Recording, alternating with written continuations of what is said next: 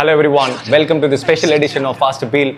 Today we have a representative from the Indian cricket team who's going to be answering all the hard questions that we have as a common public to the Indian racing cricket team around everything that was circulating in the social media around the foreign coach, the selection policies, and of course the rules that have been put on the BCI. And towards the end we will look at the recently concluded India versus England first T20 in Kolkata. So let's get into it. Thank you for having me. I think the first question that I have for you is, before Gautam Gambhir got selected as a coach, he did put out a statement saying that this is way before, where he was emphasizing on the fact that we need to select Indian coaches for our Indian team and the foreign coaches are not good.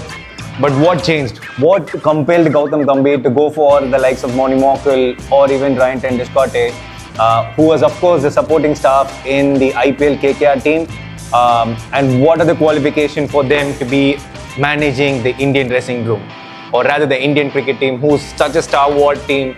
What are their qualifications, and why weren't Indian coaches who goes through a proper channel given an opportunity for the coaching role? I mean, the selection when it comes to the playing and the supporting staff is purely based on whom the coach trusts the most. I think the likes of Moni Mokel and Ryan Tendishkarte has been Gautam Gambhir's main men when it comes to managing the IPL KKR team. They've been doing a great job in the overall circuit as well. Yes, I mean, there are, I would say, it's a hard question to answer, but it at the bottom line, it comes to the fact of how comfortable the coaching or the coach is when it comes to picking a support staff, and he had a great trust on Moni Mokel and Ryan Tendishkarte. Like, both of them has been great for the representative countries, and Abhishek Nair has been doing great in the domestic circuit as well. So even though they may not have the qualification of a certified coach, they've been doing excellently well, and I think they were the right fit for the Indian team in terms of managing their expectation and bringing their game to the next level. So I would say it is completely up to the comfort of a coach in terms of whom he trusts to make sure that he gets his transition from Rahul Dravid smoothly and taking Indian team to the next stage. Again, my second question is around Gautam Gambhir itself. If you look at his T20 record, he has done a fantastic thing revamping or kind of transitioning from our old, like a senior pros in the like of Virat Kohli, Ravindra Jadeja, Rohit Sharma, who retired from the T20 format. And under the reign of Suryakumar Yadav, India is doing fantastically in the T20 era. And what Indian team is not able to do in the Test match edition is the unity that we see in the T20 team. What is the difference? Is Gambhir having a say on the senior pros versus the youngsters? What is the difference? Why Indian team is not performing as the potential when it comes to the Test matches as compared to the T20s? Again, it's a great question. If you look at both the setup, it's in a different state. So if you look at the T20 side, it is transitioning into a new phase where the likes of Virat Kohli, Rohit Sharma, Jadeja have announced the retirement. So the team is going in transition phase where a coach will have a bigger say in terms of how he feels fit. And Suryakumar Yadav is a brilliant, he has a great cricketing mind as well. So there's a lot that goes into setting up a new team in his own style. I think that's where Gautam Gambhir is at his best. When it comes to the Indian Test team, it's quite established, and we should not forget the fact that India did reach the Champions Trophy final, the WTC final ever since its inauguration. So they've been doing quite well. It is just a little bump in just the wrong place at the wrong time. I would say like multiple players are going out of form. So it's not to do with Gambhir itself in terms of what needs to be done. It's up to a player in terms of how they want to navigate that. So I think that would be the major answer, where Gambhir is able to make a much more impact on the T20 arena as compared to the Test. It's not like he can't have a say. It's just from the outset, the test squad is quite a settled unit. So there is not much of tinkering that needs to be done. Of course, we have different strategies, but of course, there is only so much we can do in strategizing.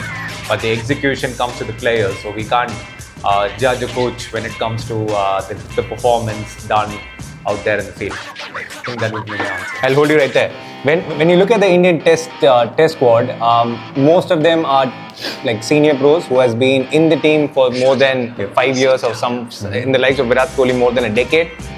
But when it comes to the T20 arena, there is a lot of flexibility. People who are in form are given an opportunity. Even if you look at Abhishek Sharma, who's scoring brilliantly, is given a look beyond, as compared to Yashasvi Jaiswal, because he is a proven commodity in the T20 circuit. So why the same implication is not done in the test match arena? There is a lot of implication given to the domestic circuit. That player needs to play the domestic circuits to give a chance for them to be selected in the Indian team. But even when they score tons and tons of runs, the same old players are getting repeatedly given an opportunity in the test match. And why not in the, as compared to the T20s? Like, why the performance in the domestic circuit is not given an importance? And if that's not the case, why are you, or rather the Indian team, giving a different notion that domestic, why is the Indian team giving so much importance to the domestic circuit? Or even asking the senior pros to play in the domestic? Is it just for them to come back into form? Or what's missing? What are we missing as a common public? I think it's a multi-fold question. Like I said, let's start from, let's answer your first question, the emphasis on the domestic tournament. Like I've said in the previous answer, there is a big transition that's happening in the T20 circuit. So we need to try out players based on the direction in which the Indian team would want to go forward. But it comes to the test circuit, it's a tried and tested team, and there's a wealth of experience there which can't be replaced. That's number one. And number two is, even when you look at the test squad, just because someone is not performing, let's take an example of Rohit Sharma, who's not been at his best, but he was himself aware of the fact that he's not able to score runs, so he stepped out in the final test against Australia. We need to understand is, as a common public, is we are trying to build a positive atmosphere within the Indian cricket dressing room. So we can't just keep chopping and changing players, which will give a very uncertain environment, which is not good for players' performance. You need to back them. You need to give them that space for them to express themselves. All these players who's been given an opportunity in the test circuit has done excellently well and has won matches individually for the team. So it is just creating the culture where we just don't want to chop and change just because someone's not in form and bring someone else in. Now what will happen if that player doesn't perform in 2 games and he doesn't perform the next game? Should we drop them? So it's the same case when we work in the public, or we in the common, let's say in corporate world. Just because someone is performing or outperforming you doesn't mean that you need to be fired or pushed to a different project. It's just players go through a different phase. You just need to back them. How much we need to back them is completely up to the management and the players themselves. And in the likes of the Rohit Sharma and Virat Kohli, I think they have earned it to have a say on when they want to call themselves in terms of not playing, being part of the dressing room, the playing 11, which is what Rohit Sharma did. So I think there's too much emphasis given on the fact of form. One thing we need to understand is India is a country where there's a lot of players scoring tons and tons of runs. At one point, we can put 3 teams out there, and each one by itself are having the capability of winning a championship. So we just need to understand what we are dealing with. It's a problem of plenty, but also we need to create an atmosphere. By the end of the day, it's a team sport. We can't just chop and change and give that negative vibe within the dressing room, which is going to be such a hard thing to recover from as a player. So yeah. No, I would respectfully disagree. I think there is still a lot of bias that goes into selecting a test match. There is Indian superstar culture. I mean, we made them superstars, so we should not blame the players, but that status has given them, I wouldn't say for granted, but they have their say in terms of how long they want to be in a particular format.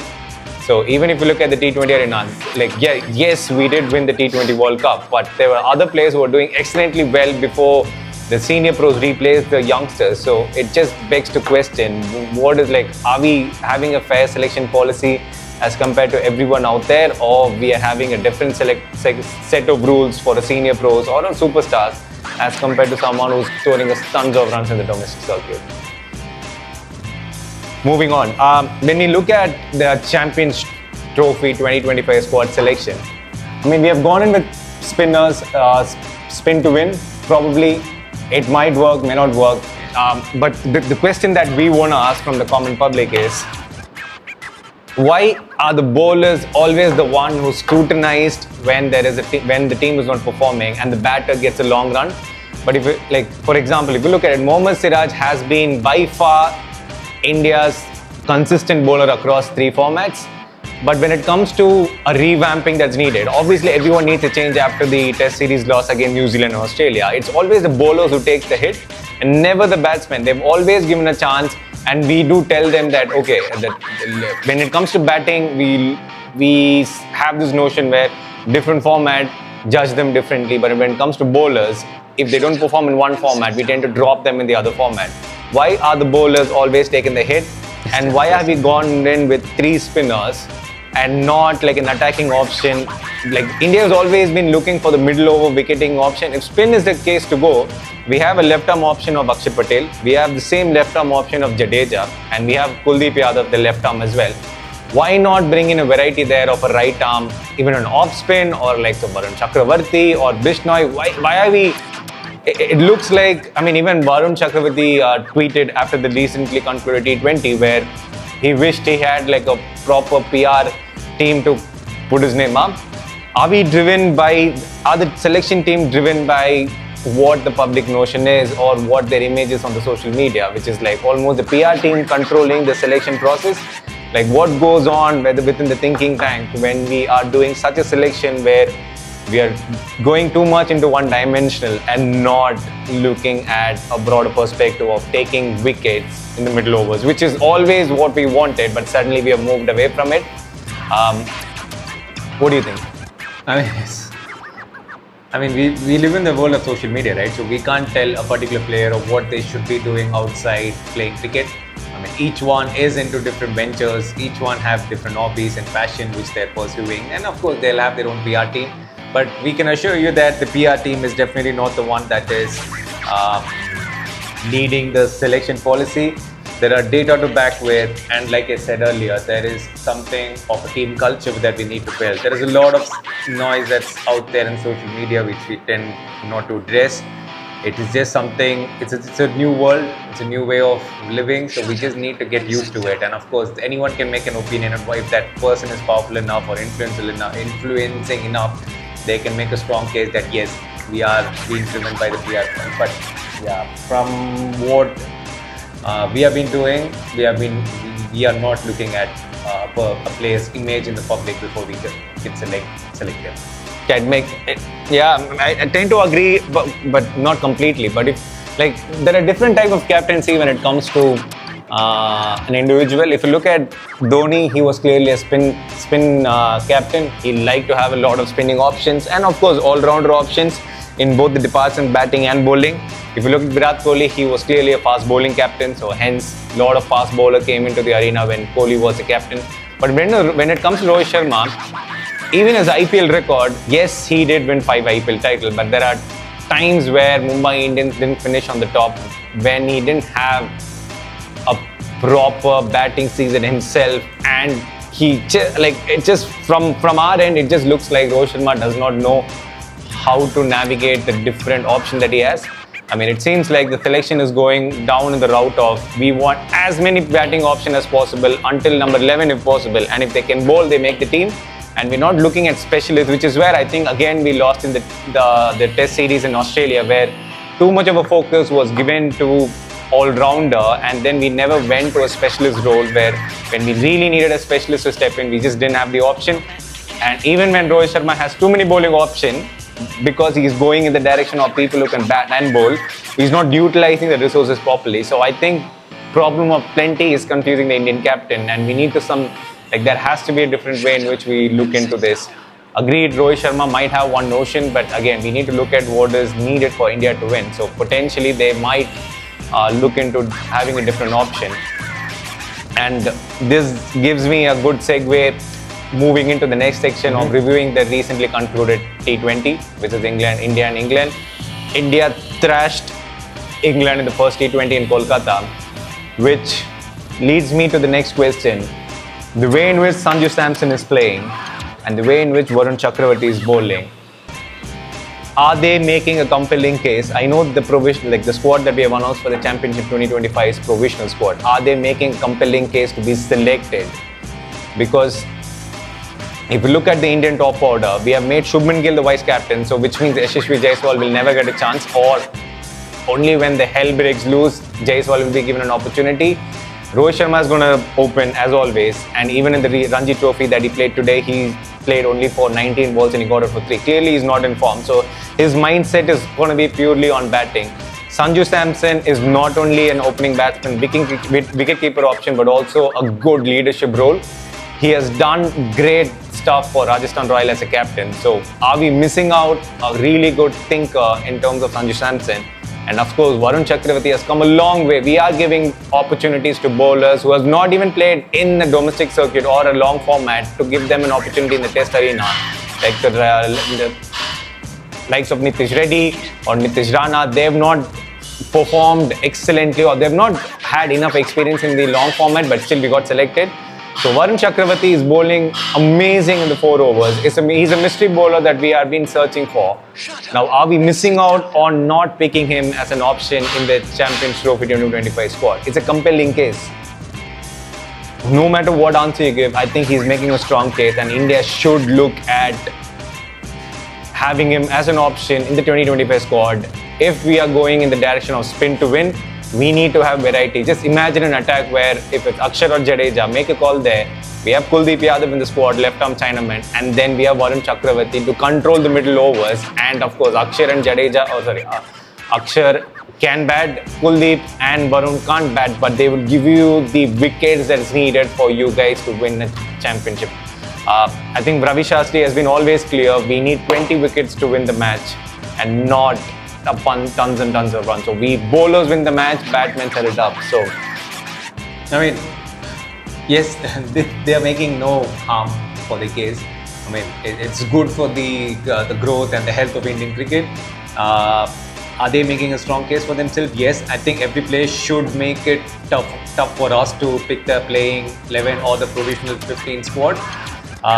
They're not making any there is no harm. If they keep performing like this, for sure they're going to be part of the Indian team. And yes, Sanju Samson, Varun Chakravarthy are in plans.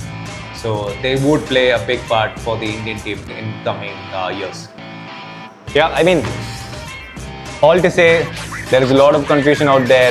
The PR team for different players are going mad. There is a lot of leaks that's coming out, and Indian team is clearly not putting a hold to it, which begs to ask the question: are we riding, like, our Indian team or the BCCI letting this kind of leaks and everything happen just so that they have enough attention for the upcoming series, and that drives the revenue as well? Are we going into a world where we need these kind of tactics to drive up the revenue of BCCI or the Indian team? Because, like, India is a powerhouse. Personally, I feel we don't need these stunts.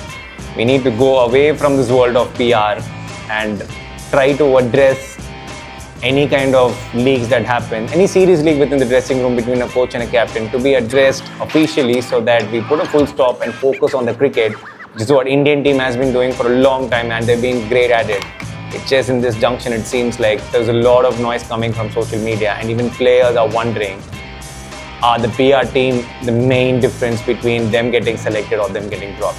What do you guys think? If you like this episode, please do subscribe and follow us for more such content. Until next time, this is Prashant from Fast Appeal. Have a good day.